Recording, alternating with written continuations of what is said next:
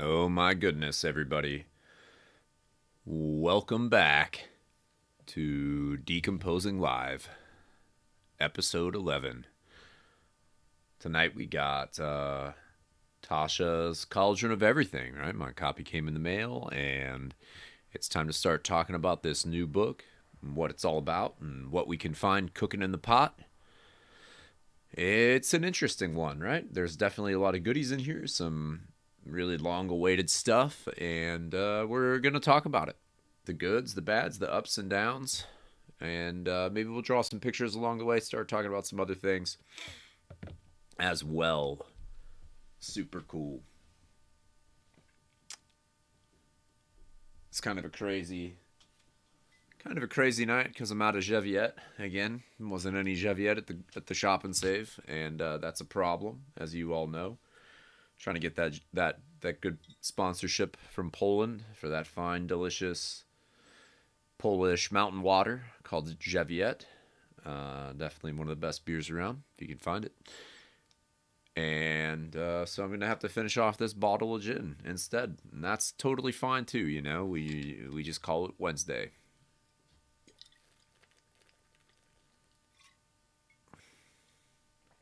All right, hope you guys are doing good, and everybody's getting by. Hopefully I sound okay. Let's see if we can get. I don't know who's in here. If someone wants to let me know if I can be heard, that would be cool.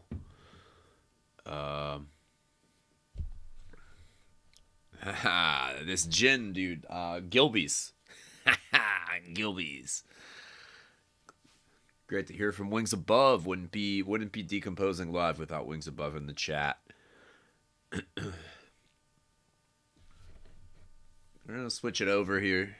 I'm gonna do a little bit of drawing before we get into the book, because I want to make sure that I'm coming through and that I kind of sort of maybe know what I'm doing, and just change my thing. I don't know if it's gonna make me have a double voice or not, but Gilby's gin.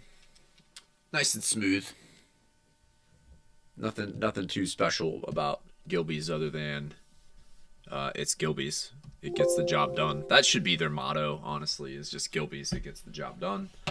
I think that kind of sums it up, you know? Really lets you know what you're getting into. All right. It's been a rough day, I'm not going to lie. But we're going to get by. We're going to talk about some D&D. Oh. Uh-oh. I know exactly why I'm going robot.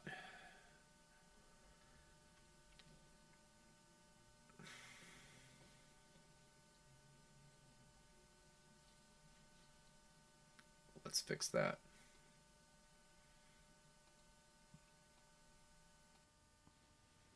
Okay, that should fix my robot voice problem, in theory. And yeah, Gilby's is good. You know, it's just right there, right on the bottom shelf, right where I like to find things.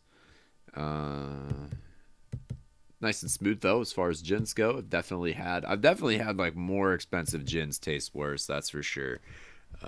So I don't have any problem with the fine product.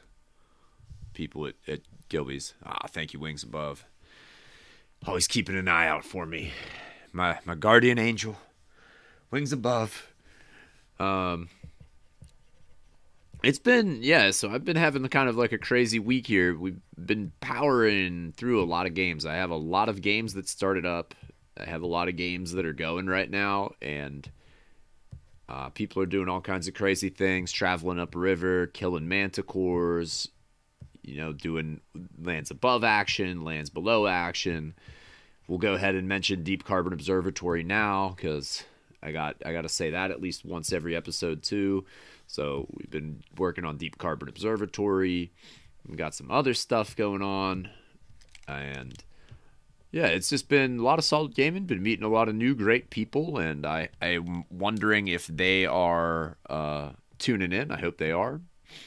Because I was just talking to some people that had some questions about, you know, what books should I buy? You know, especially starting out as a beginner. when you're just entering into D&D, there's so many freaking books, right? And now too, when it comes to like online stuff, you have so many ways of getting these books, right? You don't have to just buy them hardback anymore, right? There's all sorts of digital options. At least two main ones, I think, probably more than that we have to look at and consider when it comes to buying the books that we want to have to play our role-playing games. You know, so there's a lot to think about, a lot to talk about. Here we go. This dude's got like a scorpion on his chin. I thought that it would be cool if like there's this manticore, right? And this manticore's tail, whenever it throws off like its stinger darts, it just like throws off like scorpions. I thought that would be kind of cool. That could be a cool thing. I don't think you'll find that in Tasha's Cauldron. It's also, I gotta confess, it's super difficult. Every time I say Tasha's Cauldron of everything, I immediately just want to say Tasha's Hideous Laughter, right? And that's what happens when you've been playing Dungeons and Dragons for like 20 years. Is, you know, they go and they change stuff on you. They make up new words. And, you know, old habits die hard, especially when it comes to your gaming habits. Give him this kind of hand here. Oh yeah, look at that thumb. Trying to get some of this nice elbow drawing going here for you. Wings above. Draw from the elbow. Keeping it nice and loose. Make some good lines. There we go. Got some cool fingers. All right. Where's the rest of the gang? I'm going to share this link in one or two places and make sure I got all the regulars up in here. I'd be sad if they missed out. Let's get this party going.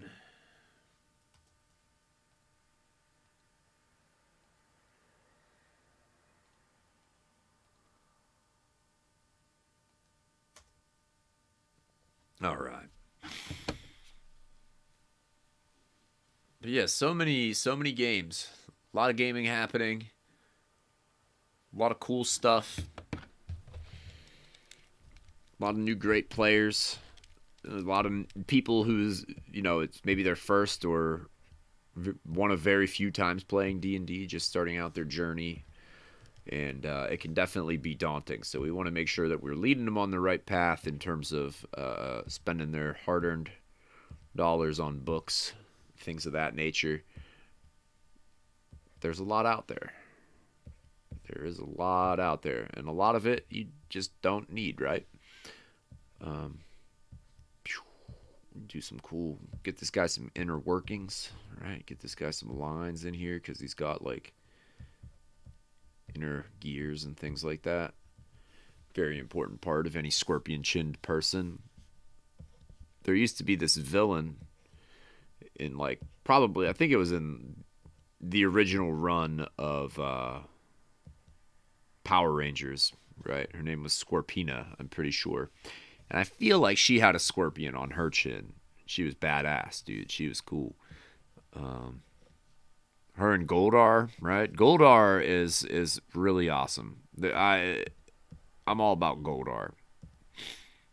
If anybody wants to run a game of Dungeons and Dragons where I can play Goldar, I'll stop everything I'm doing.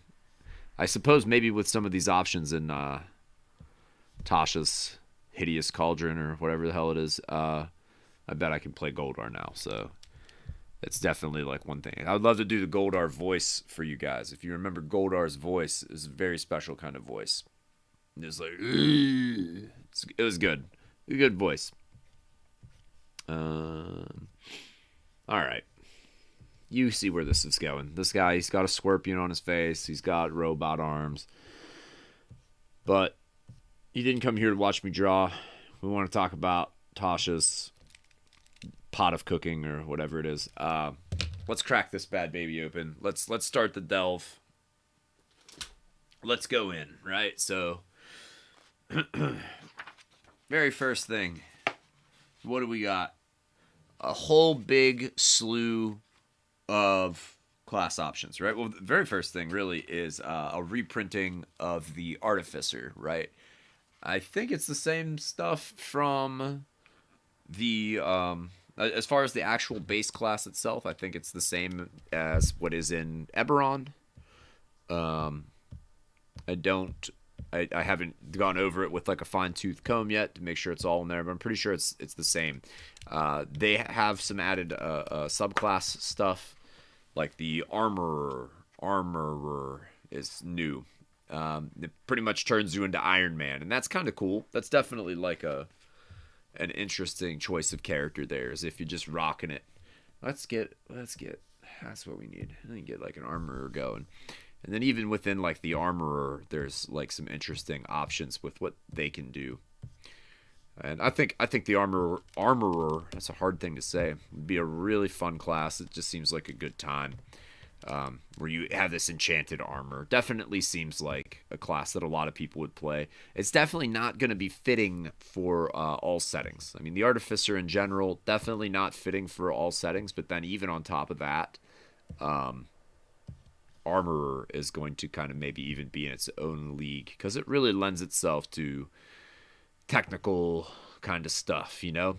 I think you can swing a like an artificer who has that alchemist subclass for, you know, most of your standard D&D. We think about alchemy kind of wherever we go. I always have included alchemy in all my D&D games. I think alchemy's sweet. It's really cool, this idea that the components that you mix together make something, and that you're using real science rather than magic to transmogrify your world. That's pretty awesome, right? I really enjoy that. Plenty of great flair, a lot of cool options. Also with the alchemist, I think we talked about this too. Whenever we were talking about barbarians, maybe we talked about like doing a cool Dr. Jekyll, Mr. Hyde thing, right? I think Dr. Jekyll, Mr. Hyde could be a that's just a great character concept that more people should rock, you know. Just like becoming monstrous. You're pretty much the Incredible Hulk, honestly, right? That's kind of what it is. You Hulk out, you got that sort of stuff. Yeah, absolutely. The designs of the hermetic seals and stuff like that, you get those designs out of that good old Lesser Key of Solomon. That's, you know, that's good aesthetics. Definitely love that. Gotta have it. Doing some weird stuff here. I wanted to draw an armorer, but it's getting kind of it's getting kind of strange. So the very first part, you crack it open, you know, you get past the introduction and everything, and you're welcomed to stuff about the Artificer. Next, you've got, you know, about, looks like a good two maybe. Two, do they all have two? Two or three subclasses, right? Extra class features, different druid circles or paladin orders, or, you know, all those different subclass things that are really sweet. And I mean, obviously this is like the main draw of the book right here, right? This is kind of why everybody is going to buy this book, I'm pretty sure, is because they want to have those published, legit, by the book, official subclasses, you know? So this is the big draw right here. This is what everybody came to see, that good old Circle of Spores Druid and the Psy Warrior and Rune Knight and all these bad babies. This is the bulk of the book right here. Totally awesome. Plenty of features. Really good stuff in here, I'm sure. I'm excited. I've had kind of on the back burner, and I didn't read any of this stuff before it came out. You know, I wasn't really. At first, I was keeping track of the Unearthed Arcana stuff, but I'm like, nah, I'm gonna let it all surprise me whenever it like comes out and becomes official, and we'll see what sticks and doesn't stick. But something that I really like, that I'm excited to play, and I've had this character on the back burner. I had no idea that they were making this class, but the Path of Mercy monk, who can heal with their flurry of blows. I think that's pretty cool. I'm really into this. I want to play like a acupuncturist monk who heals people with like acupuncture and that sort of stuff. And the Path of Mercy is, exactly what I had in mind, and is going to lend itself very well to that character. Um, I do have some problems with the Path of Mercy Monk. I think it's a little bit flat. I think that there's maybe some other stuff they could have given it other than just literally healing people with their martial arts die. But, it's cool. It works for me. I like it. I'm glad that it's a published canonical option, you know? Keeping it by the book. So, beep, beep, beep, beep, beep, beep. What else? Any other crazy ones in here? The Psy Warrior, right? I love the Psy Warrior. The Psy Warrior is a very important class or class option for me because if you remember all the way back to the expanded Psionics book in 3.5, there is a piece of character art for the Psychic Warrior, right? And all these books, they always have the iconic character that goes with the class. We can go back in time and name all of them. I definitely remember the third edition ones like Regdar the fighter and Tordek, who was also a fighter, but he was a dwarf, and Mayali the wizard, and Nimble, who was or Nelbin or something like that, was the gnome illusionist. And you got Hennet. Hennet was the sorcerer, and he had like a whole bunch of belts. He was just wearing a ton of belts, and he had great character art.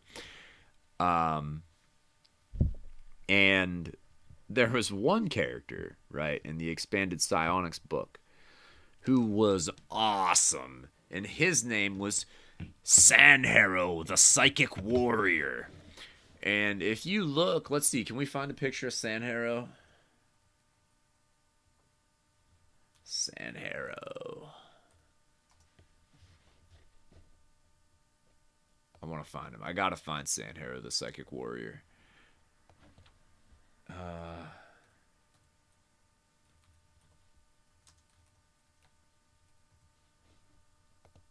I need to find him.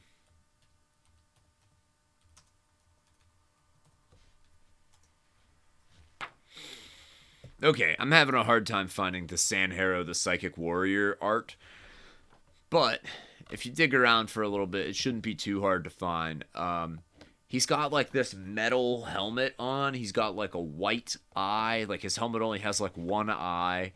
And he's got like this white eye with like psychic energy kind of flaring up out of it. And the sword, he has this freaking great sword that just looks like a giant like combat knife. It looks like a big K-bar.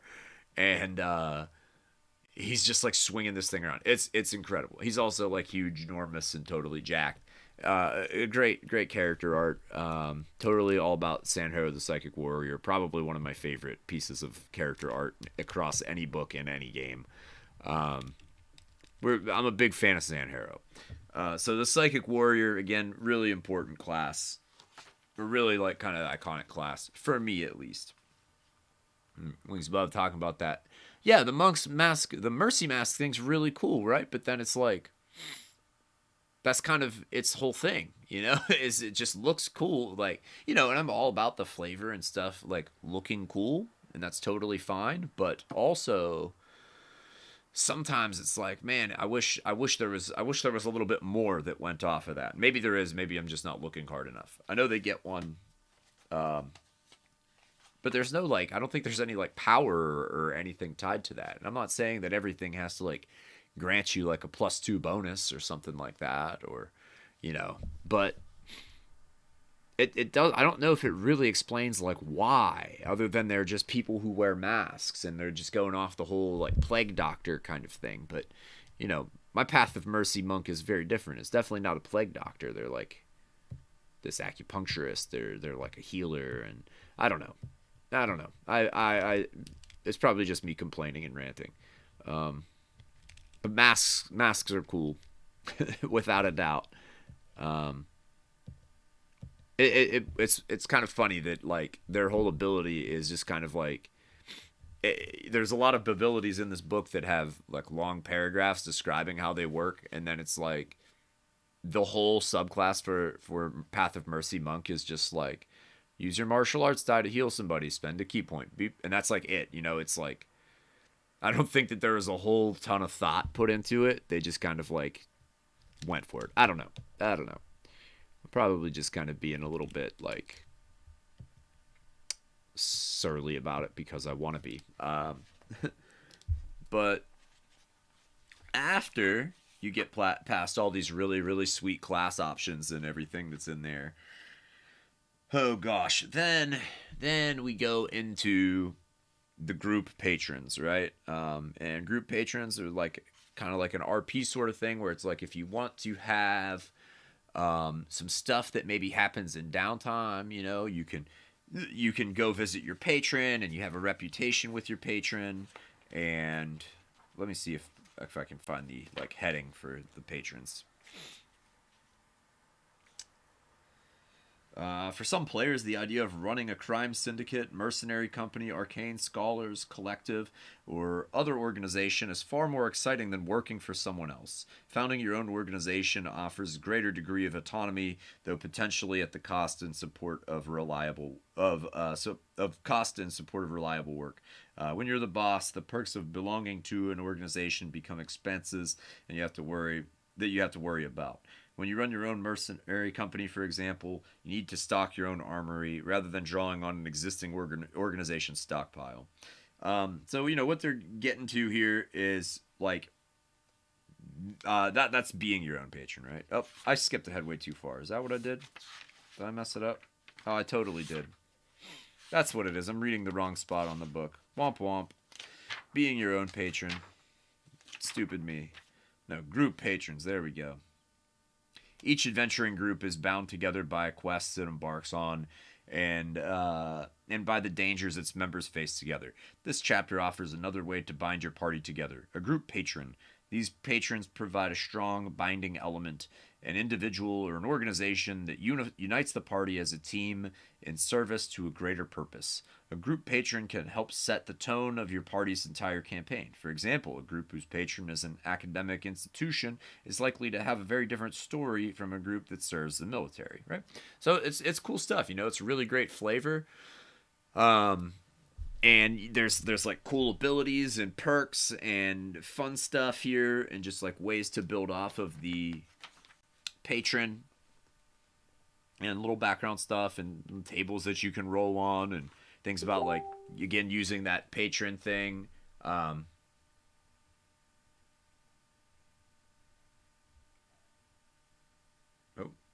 nice, cool. All right.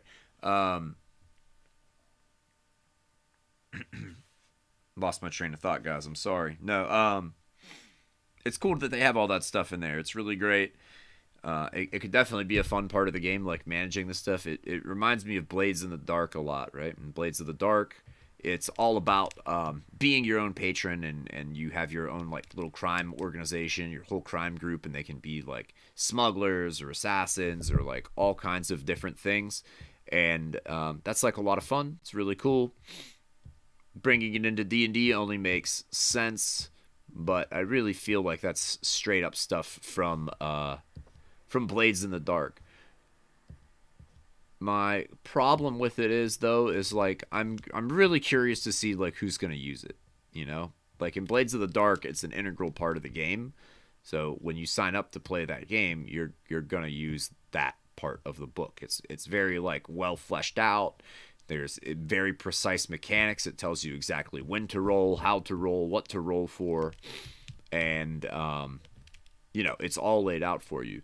This is something that is like tacked on later. You know what I mean? It's an add-on, so it's like, are people really going to use it?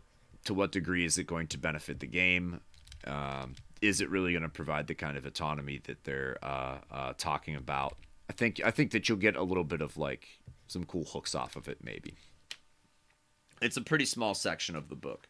I think it's a really fun idea, and I think it's more like a jumping off point than an actual like, play the game this way sort of thing, which is honestly most of the rules in D&D. The next part of the book is just all kinds of magic spells, right? We're just going through here and we have all these additional magic spells. different things. A lot of summoning things. A lot of things that you can summon in here. Some different magic items. Magic item descriptions. Some really wild stuff. Baba Yaga's Mortar and Pestle sounds pretty awesome. Don't know nothing about that. Where's Tasha's Cauldron, right? Is that the Cauldron of Rebirth? Do they have it in here? Did they have a thing called Tasha's Cauldron of Everything? Because, well, they should. Mm-hmm.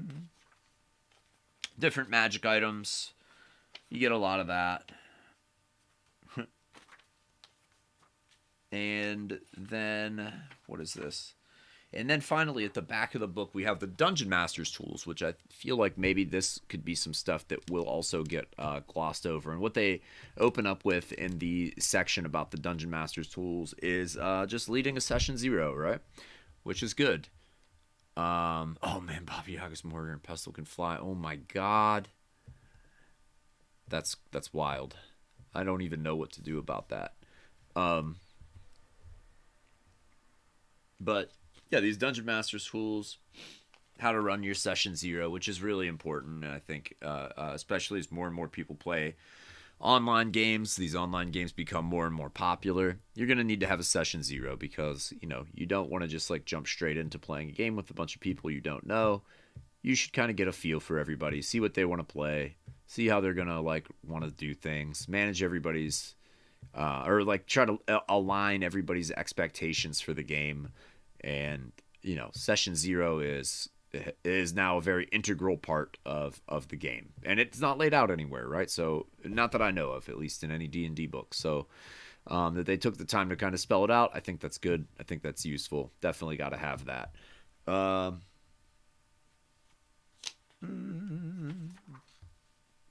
And then, oh man, here's the thing, right? This was something that whenever I saw this, the sidekick stuff. Now I know there was like some like Unearthed Arcana about this, and I'm sure it's like appeared, but this sidekick stuff is funny because I have been working on a book or a role-playing supplement that's all about sidekicks, and it's called Comrades and Cronies, and I've been working on it for a while. It's still in the works, so I kind of have it on the back burner at the moment, but it's all about having sidekicks and introducing a like simple way to manage like NPCs in your party who are there and you want to like use them and bust them out to do cool stuff, but then at the same time you don't want to have them get in the way of like combat, or like, it would be terrible if somebody's trying to do something and then like one of your NPC buddies is just like in the road and blocking somebody from moving, or like blocking line of sight, or is like just can't get out of the way of somebody's spell attack or something like that, right? So, Comrades and Cronies that I've been working on is kind of like a solution to a lot of those problems, keeping everything moving really quickly and hopefully not bogging down the game with a whole lot of stuff. Now, again, just kind of speculating on what the sidekicks are about. I'm not sure if these sidekicks do any of that. I feel like maybe they just do kind of like get in the way a little bit, and you don't want your sidekick to turn out to be more interesting than your actual character, right? That's sort of what it comes down to. You definitely want to avoid having that happen. Maybe my favorite section of the book here is this whole thing on environmental hazards, right? I think that's great. Just definitely, you can't go wrong with these. I love having just little side tables for the DM, just in case your creativity's not really sparked. You want to have a nice little table that can kind of give you something to jump off of. A table to jump off of. That sounds really sad and depressing. No. So the things like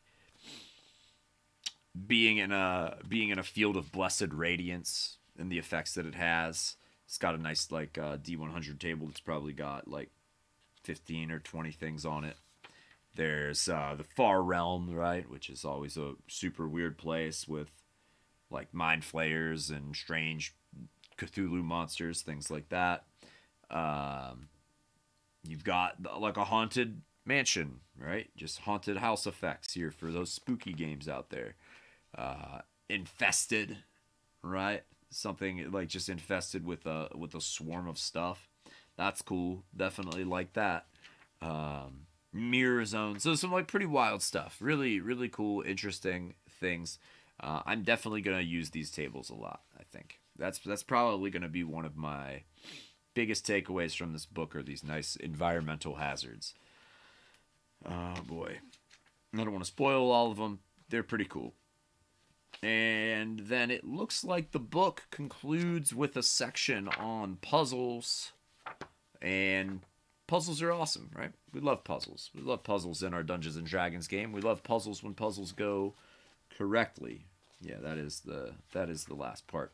They have a couple pre-made puzzles in here for everybody, which is super cool. Got to have those pre-made puzzles in there because puzzles are super difficult to write, right? And I think that's maybe like one of the hardest parts about puzzles is to make a good one takes a lot of effort, and you want it to go well. You don't want your players to like blow through it immediately, like on their first guess, but you don't want it to bog down the entire game. So it's like if you put a lot of effort into the puzzle and then your players like figure it out in like 2 seconds, it's kind of like, oh, well, that sucked. That was kind of disappointing. The players are glad they got it, but like I was hoping it would have presented a little bit more of a challenge. And then the opposite of that also happens where you just like make the puzzle unintentionally way too difficult, and then it bogs the game down completely. And some people don't mind spending an entire session to figure out a puzzle. Some people would probably be into that sort of thing. Actually, they might really enjoy the break from combat. There's definitely good ways to mix in combat with puzzles. Like every time you take a guess, you got to like fight a monster or something, or like dodge traps as you take guesses, yada yada yada. So there is cool ways that you can build your puzzles into your combats and vice versa. Oh gosh, give this guy this coat thing. Oh god. So yeah, I mean, that's kind of the book overall. That's what you can expect to find in on it. I hope I didn't spoil anything for anybody. But let's kind of like talk about it overall in these sort of books, because this is the second one of its kind that we got, right? We got Xanathar's Guide to Everything, and now we have Tasha's Cauldron of Everything, right? And what's cool about it is, sure, we have like more options. We just got all these new subclasses that we can build on and play and experiment with and exploit and min max and all that stuff that we're gonna do as players. Um, but I have some serious problems with this book, right? Just like the idea of it. I think all the material in here is quality.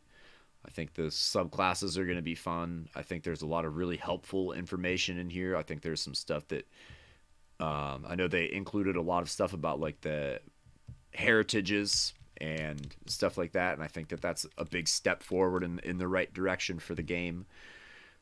But I have this kind of problem with the book itself in that it really is just like a big collection of everything.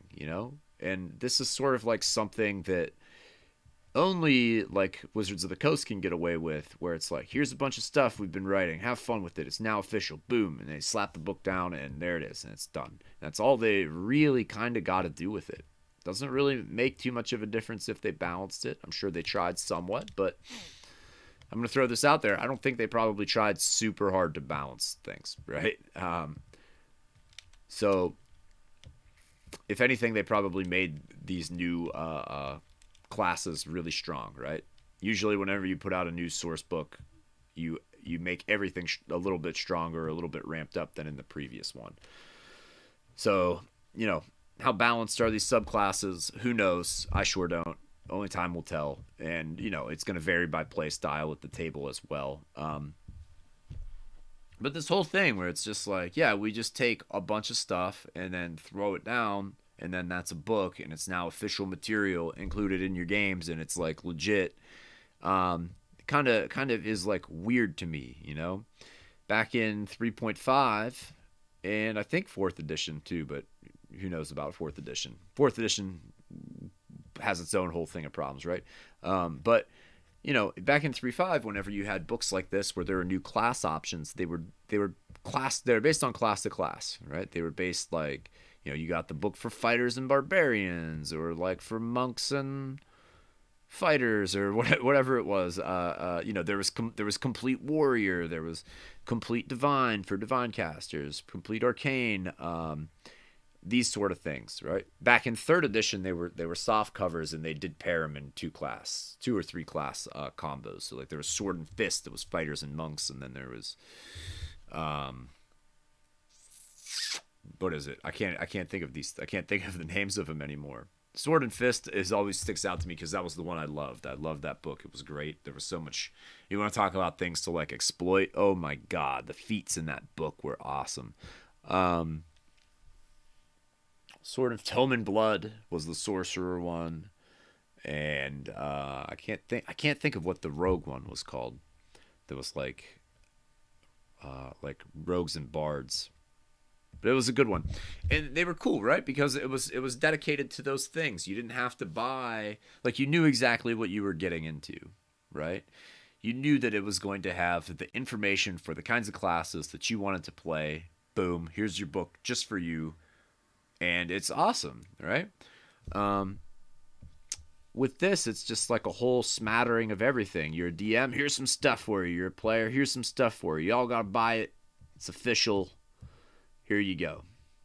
In 3.5, they did it was like complete warrior, complete scoundrel, complete arcane, complete divine, stuff like this. And what was cool about these books is that they often included like a lot of variants, and everybody knew they were variants. It was all variant kind of stuff. But on top of the prestige classes, which were a lot of fun, there would be like supplemental stuff that you could use to build up the world, right? If being a fighter was going to be like a major part in your world, then you had like complete warrior there, and it had cool stuff like here's some rules for you if you want to do a gladiator fight. Here's some rules for you if you want to do jousting, and it was very like it had some cool thematic stuff in there. That played out. Here's rules for samurai duels, and really really neat and useful, I think. The rogue book had all kinds of stuff for like dismantling traps and making different kinds of traps, and it was really fun.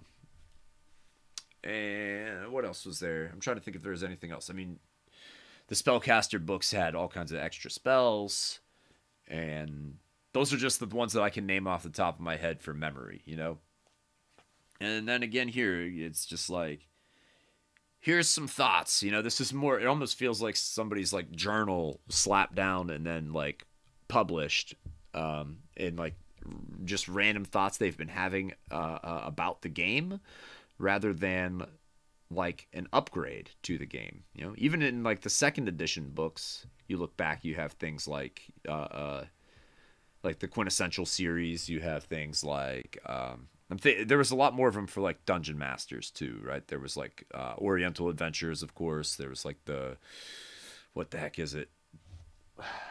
It's a Wilderness Survival Guide, Underground Survival Guide, one of them. But there was all these great like extra dungeon mastery books, and we saw that in third edition too, I guess. Like Heroes of Horror. There was also like an Oriental Adventures book in third edition. That helped you run a certain style of game, right? And I'm just feeling like the more we get these, here's this guy's book of everything, it just continues to encourage this like big mass, this big crazy storm of too many things that are happening, like that are all supposed to be happening in the same place, like. We got ninjas, we got wizards, we have psychics, we have all these things stacked on top of each other and piled high, and they're all interacting in the world at the same time. And sometimes when you have that going on, it makes it really difficult to tell a story. It's sort of like like in comic books, right? That's like how it works in like comic books. There's just tons of stuff going on all the time, and it's like, yeah, this is Thor, and he's an alien demi deity guy from like a whole other plane of existence, and he's here doing battle right beside a mad scientist who, you know, turns into some kind of monster and has like superpower, is ultimately powerful, and they're all gonna go fight some kind of like time traveling super demon from like somebody else's dream that they invented, and you know, from some telepath's nightmare that he's been having back in like the you know 17th century or something, and then there's going to be weird timelines and stuff like that. That's where D&D's at this point, like too much of everything. And then when you go to run something like that, and you try to be like, hey, let's not have like psionics. There's always going to be somebody who's like, no, what do you mean no psionics? It says right here in this big book, the whole big book of everything, Tasha's special cauldron, that, you know, there's psychics. You know, what do you mean I can't be a psychic? What do you mean I can't be a ninja? What do you mean I can't play a gunslinger? All sorts of stuff. That's not what I mean. I had somebody ask me to be a gunslinger the other day, and that's totally fine. Gunslinger's probably awesome. It's in a book that I haven't read and I'm not that familiar with.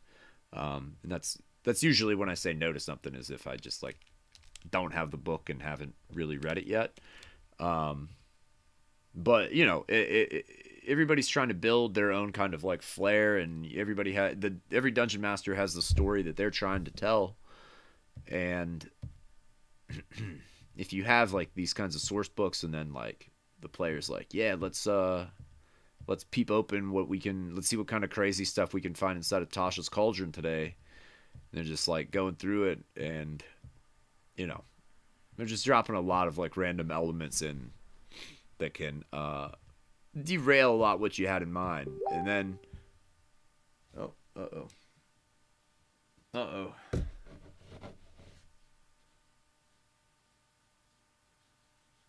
What's going on? Yeah, I don't know, guys. That's just me. Yeah, Sword and Fist. Do you want to talk about? Let's redirect this podcast and just talk about all of the great feats from Sword and Fist 3rd edition. I would like to start with the knockdown feat. The knockdown feat was a feat that lets you, every time you dealt 10 points of damage to a monster, you could make a trip attempt against them. Doing 10 points to a monster in 3rd edition was not hard. You could get a lot of free trip attempts. Also, tripping a monster in 3rd edition was really good. And if you had something like improved trip, you got to make another attack against that person immediately. So it was a really cool way of getting yourself some extra attacks like all the time. And there's definitely a reason why there is no more improved trip or knockdown feat. But it was cool. Those were good times. Yeah, some people say like they use this term of like kitchen sink fantasy because it's like everything, including the kitchen sink, right? You know, that expression, and that's kind of where we're really at. I do feel like D&D has been subjected to a lot of like Disneyfication, where it's like some kind of big giant blob and everything's swirling around at once, and it's pretty happy and shiny. And that's cool, and I do like the fact that there's a lot more people playing the game. There's no shortage of players, and that's awesome. But sometimes, like, I kind of miss the teeth that the game used to have, and I think that's just me being old and bitter and whatnot. You know, D&D used to be like metal, right? You know, it was synonymous with that. It was something bad, and people were afraid of it, and that was. I'm not saying that the game has to be that way, but it's kind of cool that it was like that. I like that it was like that sometimes. Boop, boop, boop, boop, boop. So solutions to this stuff. How do we make this better? You know, whenever people pop open Tasha's here and they're trying to make their What are they going to try to make in Tasha's that I'm going to say no to really fast?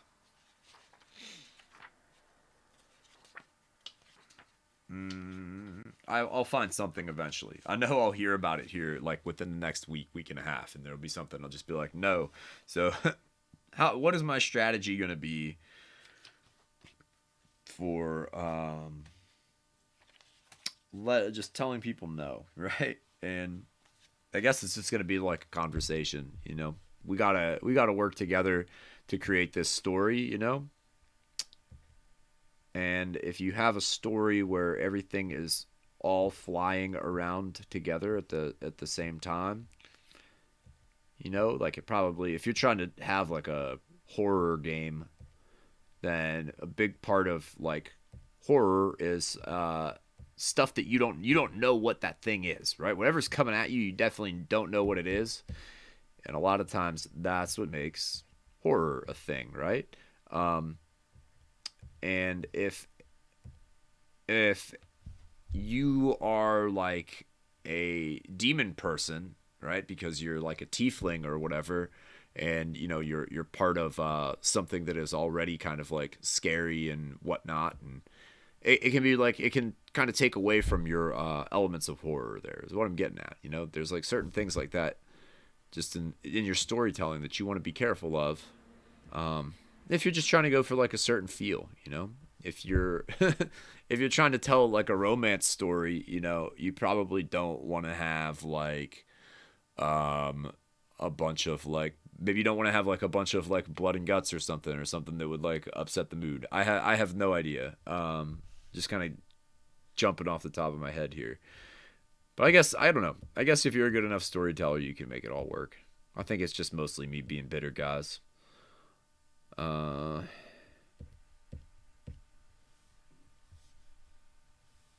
this thing's kind of crazy. It's definitely not what I originally started to draw.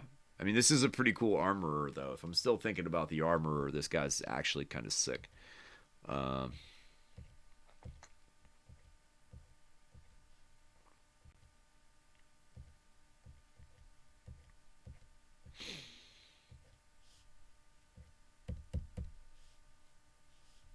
give him some more dots. Give him some more lines. Oh boy, crazy times. I wish I had more to say, y'all. I'm pretty tired. I'm beat up today. It's been hard. I'm a sleepy dude. Um, Next week I'll be out again, unfortunately. So what I'm gonna try to do is I'm gonna try to finish. I'm gonna try to edit down some recorded games that I have and post those for everybody in case you're looking for something to listen to while you're on the road or at work or just trying to drop out of life with dice in hand. Um, we'll have some. We'll try to get some content your way. Been playing a lot of really great games, and like I said, meeting a lot of awesome new people. And I hope maybe some of you are listening in and hanging out with us tonight. Um, oh my goodness. Okay. I hate to do it, but I'm going to call it early tonight. And thank you everybody for watching. It's been awesome. Thanks for joining us here for episode 11. Maybe not this week, but next week when I get back, we'll talk about some more. We'll talk about the findings in Tasha's Cauldron of Everything. Maybe we'll see a couple of these subclasses in action, and we can talk a little bit more about those. Or we'll jump back in to talking about classes in general. So thanks so much, everybody, for listening. Keep decomposing.